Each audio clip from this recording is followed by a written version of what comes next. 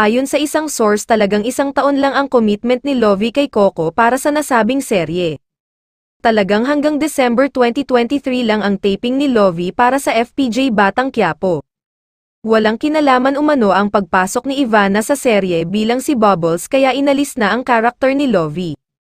Sa pagtatapos nga ng papel ni Lovie Poe bilang Makang sa FPJ Batang Quiapo ay tila hudyat para masimula na ang comeback teleserye at balik-tambalan nila ng nagbabalik showbiz na si Julia Montes.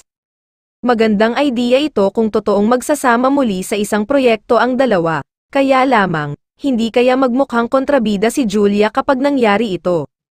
Marami pa rin kasi nag-aabang sa mangyayari ngayon sa love team ni na Bubbles at Tanggol.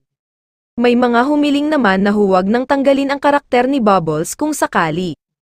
Wala pa mang kumpirmasyon ito ngunit tiniyak naman ng source na mula sa cast ay ang pagpasok daw ng kilalang aktres na matagal nang gustong muling makasama ni Direk Coco Martin na sana'y bigyan siya ng pagkakataong mapasama sa serye. Kung sa bagay, hindi naman nabago ang pagpapalit leading lady sa serye ni Coco na nangyari na sa FPJ ang probinsyano. Magmula kay Maha Salvador, naging si Yasi Pressman, at ang ending ay si Julia Montes, aasahan nga umpisa pa lamang ng mas madami pang pasabog ang Batang Quiapo ngayong taon at bukod sa bagong karakter ay magti-taping din sa ibang bansa ang buong cast nito.